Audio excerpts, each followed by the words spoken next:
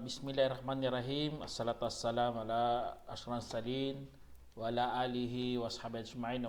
Assalamualaikum warahmatullahi wabarakatuh. Mga kapatid sa Islam, nandito naman po tayo para magbigay ng Islamikong pagpapayo patungkol ito sa pagkakanulo. Ibig sabihin ng pagkakanulo, mga kapatid, ito po ay pagtataksil. Kasi nga, ang pagtataksil ay isa sa mga dapat nating ingatan bilang mga Muslim. Kasi hindi dapat magawing ganyan ng mga Muslim ang pagkakanulo po. Kasi nga, ito ay isa sa mga ipinagbawal ng Allah subhanahu wa ta'ala. Kaya po, ay isa sa mga ipinagbawal ng Allah subhanahu wa ta'ala. Kaya po mag-ingat talaga tayo dyan. At sa panahon ng mga fitna, ito kasi naglabasan ang mga fitna sa ating panahon.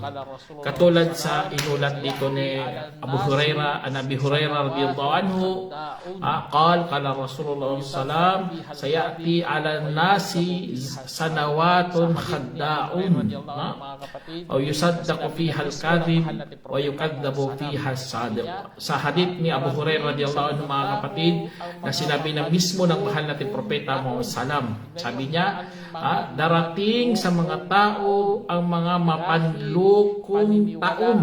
Tignan niyo, ang mga mapanlukong taon, dahil paniniwalaan doon ang sinungaling at pabubulaanan ang mga matakat. Allah musta'an. Sana magpakupkup po tayo kay Allah subhanahu wa ta'ala.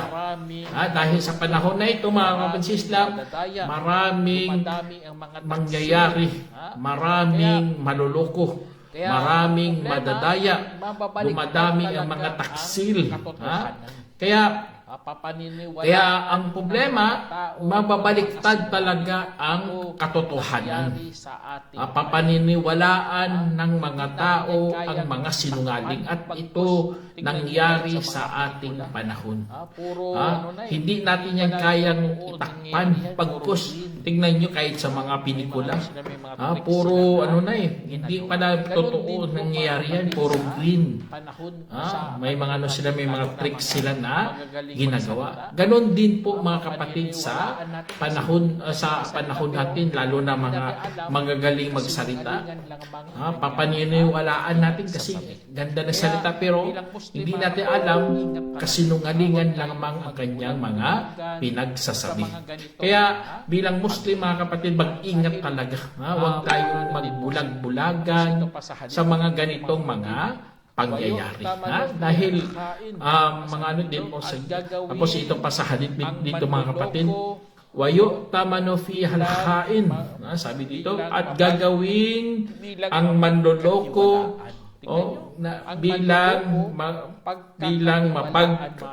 bilang mapagkatiwalaan. Tignan nyo, ang manloloko, pagkakatiwalaan, mga kapatid. At gagawin tapos ano pa? Yukhawwanu fihal amin. At gagawing sinungaling ang taong tapat. Ano pa?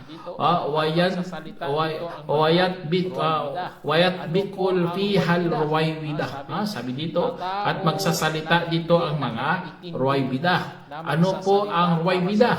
Sabi, tatao na karamihan ang hindi nakakaintindi.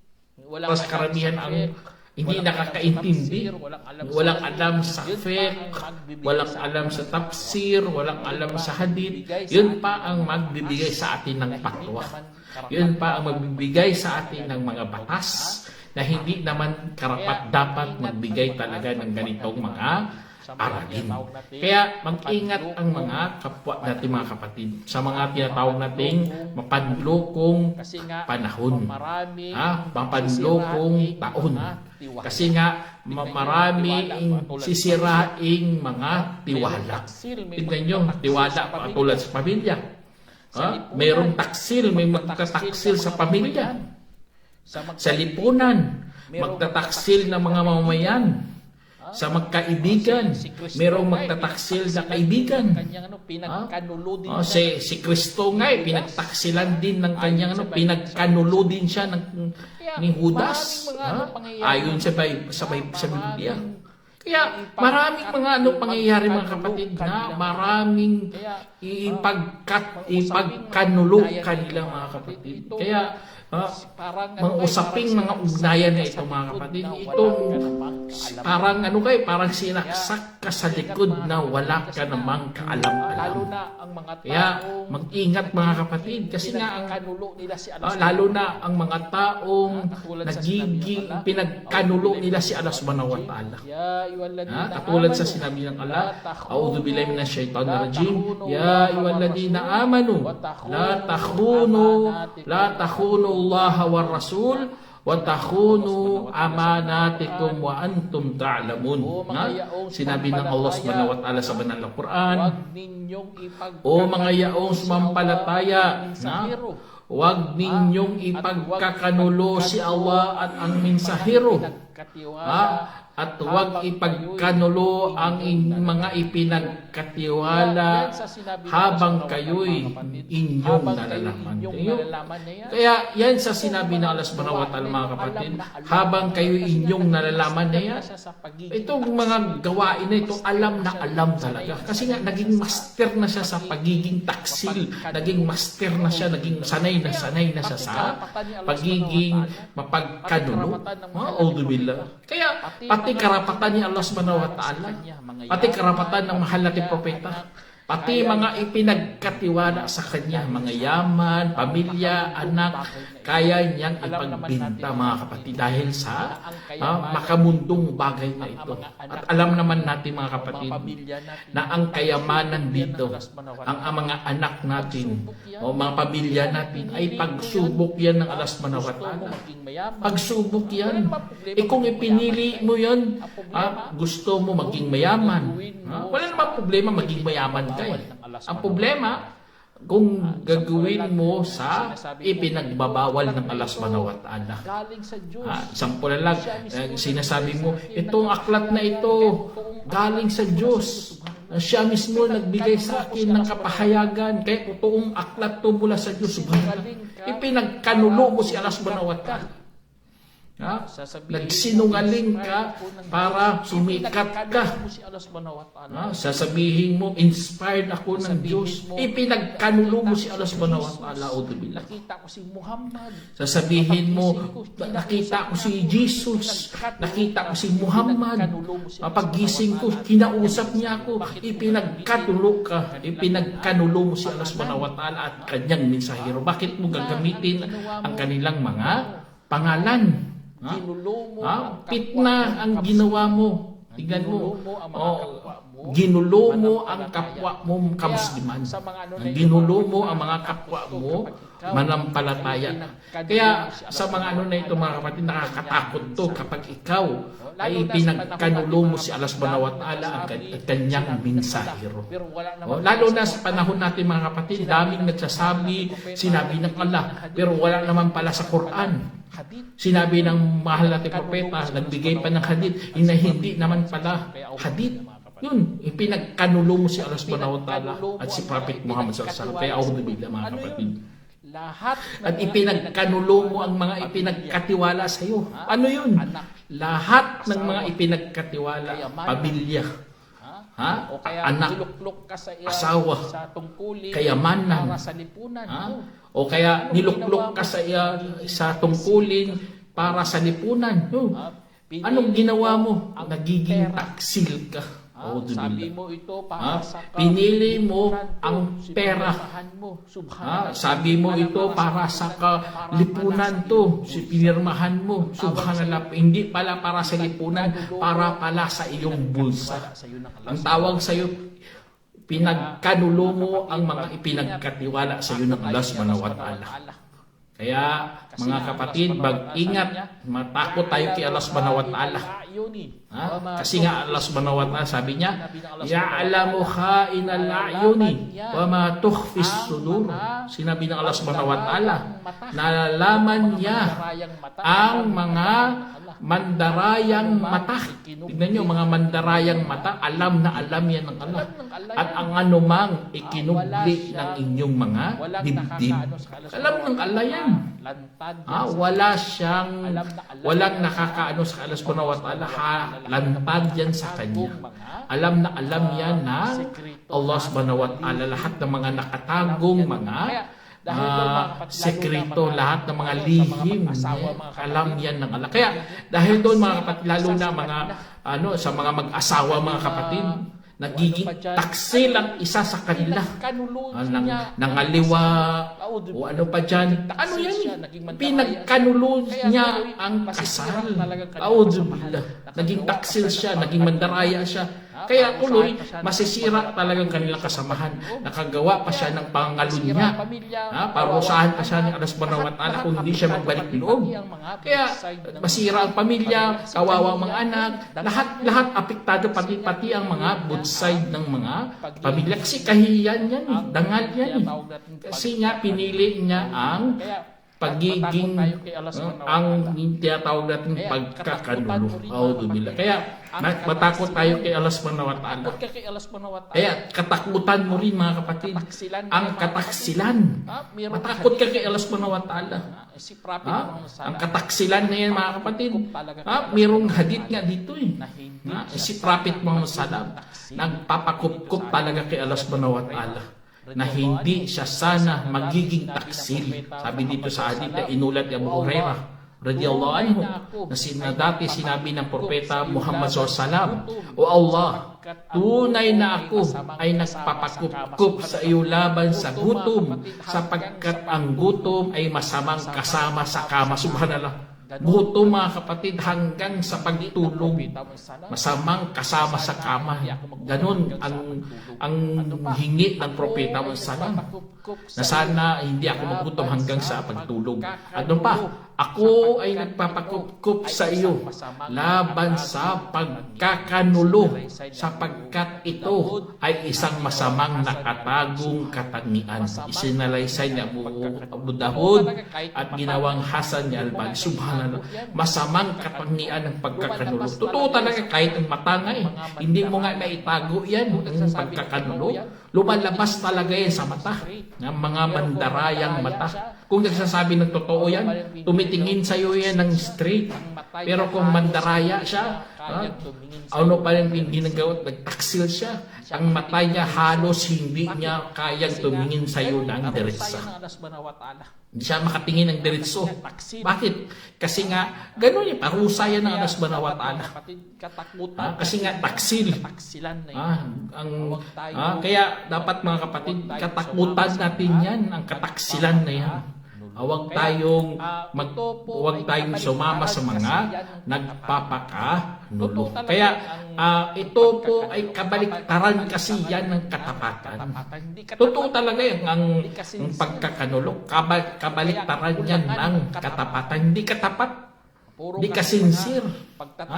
O kaya kakulangan ng katapatan. Tingnan nyo kahit sa mga puro kasi mga pagtataksil ang iyong mga pinanggagawa.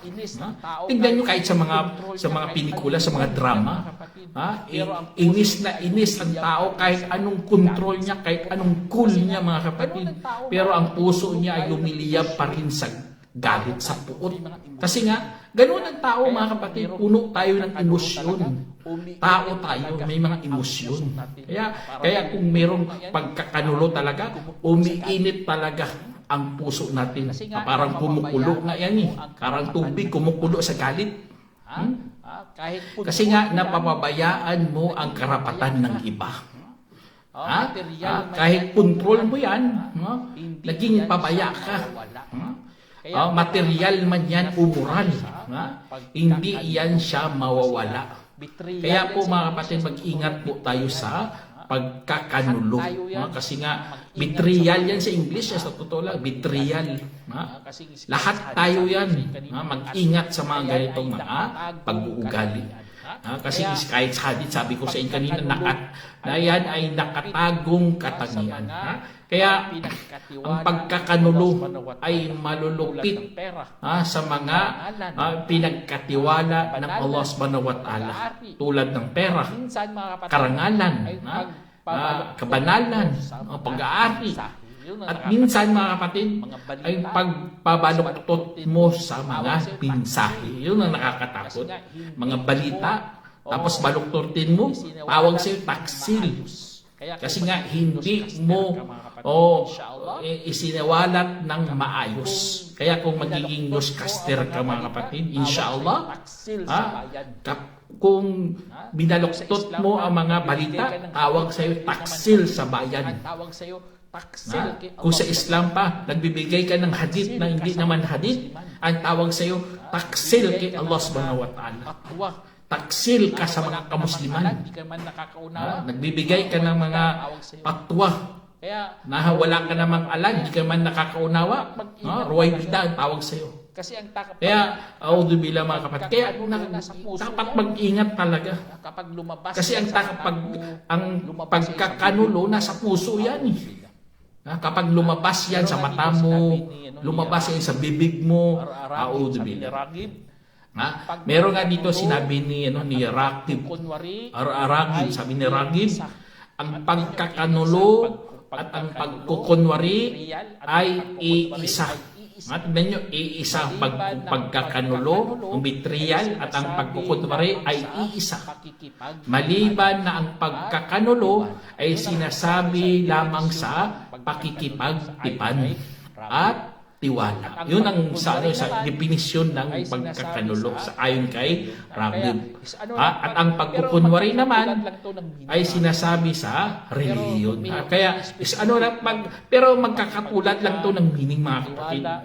Pero may specific lang ang pakipagtipan, ang tiwala, yun ang pagkakanulo. Pero pagkukunwari sa religion. At pagkatapos ay nagsasapawan ang mga ito sa kahulugan. Kaya ang pagkakanulo ay paglabag sa katotohanan sa pamamagitan ng pagsira ng tipan ng palihim. Itong nakakatakot. At kalderektaran ng pagkakanulo ay ang katapatan.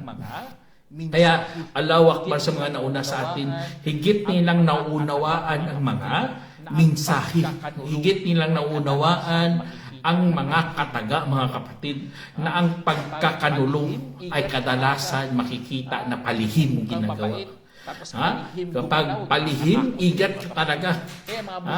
Kung mukhang mabait, tapos palihim gumalaw, nakakatakot yun mga kapatid. Kaya mga Muslim, dapat lantaran tayo. Diba? Sinasabi natin, kami mga Muslim, lantaran. Kasi nga nakakatakot kung palihim ka gumawa. Hindi naman yan mga mabuting gawa. Yung mga mabuting gawa, yun, hindi mo ilihim yun. Kaya yun, tapos ang pagkakanulo, walang pagpapahalaga talaga yan sa tiwala, mga kapatid. Wala siyang pagpapahalaga. Mga pinagkatiwala ng Allah subhanahu wa ta'ala, sampula lang, mga batas. Wala siyang pagpapahalaga. O kaya binigyan mo siyang pera, wala siyang pagpapahalaga. Pinagkatiwala sa kanyang pamilya niya, hindi niya pinahalagahan. Auzubillah. Diba? Meron kasabihan, bigyan mong halaga ang iyong mga kaharap. Yun. Wala siyang pagkakano. Kaya magiging taksil talaga yan balang araw. Auzubillah. Kaya merong hadith dito si Prophet Muhammad SAW. Sabi dito, an Abu Hurairah radhiyallahu anhu, an Nabi sallallahu alaihi wasallam qala, ayatul munafiqin thalatha, idha haddatha kadhaba, wa idha wa'ada akhlafa, wa idha tumina khan. Sinabi sa hadith na inulat ni Abu Hurairah radhiyallahu anhu, na sinabi ng propeta Muhammad SAW, ang tanda ng mga mapagkunwari ay tatlo. Tignan nyo, tatlo. Kapag magkwento ay magsisinungaling, at kapag mangako ay ginigiba, at kapag pinagkatiwalaan ay dadayain. Isinalaysay ni Bukhari. Tignan nyo, kapag pinagkatiwala ay dadayain niya. Kasi nga, ganun eh. Kasi nasanay na sa pagkakanulo. Kaya alam naman natin mga mapagkunwari mga kapatid. Mayroon nga isang hadith din dito mga kapatid. Sabi dito na inulat ni Abdullah bin Amru radhiyallahu anhu na sinabi ng Propeta wa salam, apat sa sino mang magkaroon nito ay maging purong mapagkunwari. Tingnan nyo, maging purong mapagkunwari. Ang sino mang ano yun? Kasi katakot eh, puro mapagkunwari. Ang sino mang merong isa nito ay magkaroon ng isang katangian mula sa pagkukunwari hanggat sa iiwanan niya ito.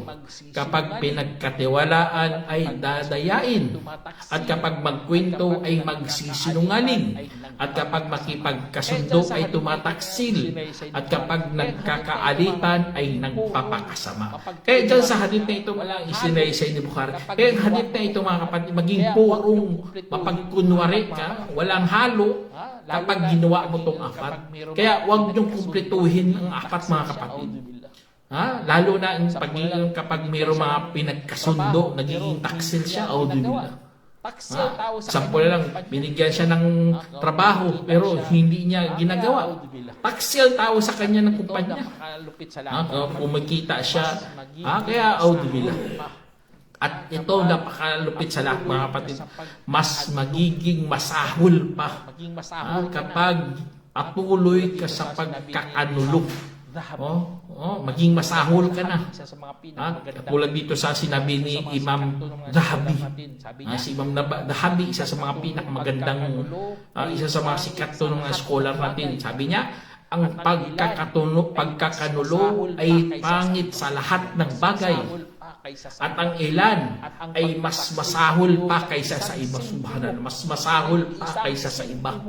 At ang pagtataksil sa iyo ng isang sentimo, tignan niyo, isang sentimo, ay hindi katulad ng pagtataksil sa iyo hinggil sa iyong pamilya at pera at gumagawa ng mga masasama. Subhanallah.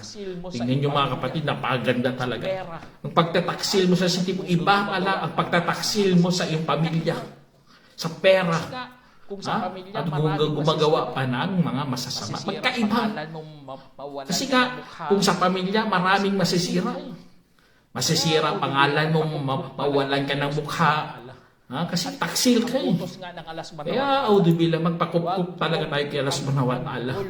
At ang utos nga ng Allah subhanahu wa ta'ala, huwag mong ipagtanggol ang mga taksil.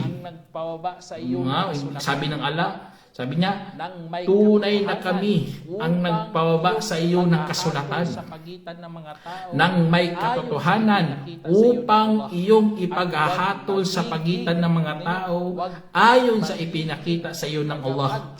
At huwag magiging, tignan niyo, huwag magiging tagapagsanggalang para sa mga taksil. Tignan niyo, huwag kayong magiging tagapagsanggalang para sa mga taksil. Ibig sabihin, tagapagtanggol. Huwag kayong maging mapagtanggol sa mga taksil. Wala takon lil khainina khasima. Kasi nga, ano yan eh, taksil yan eh. Tapos ikaw nandun ka, tutulungan mo pa, love na love mo pa. Alam mo naman na bawal yan, hindi pwede yan. Magagalit si Allah subhanahu wa ta'ala. At alam mo man, hindi mo alam yan eh. Kasi akala mo mabait siya sa harapan mo, pero sa likod pala, sinasaksak ka na pala niya. Kung nakatalikod, sinasaksak. Kaya, kaya maging patas na lang tayo mga kapatid.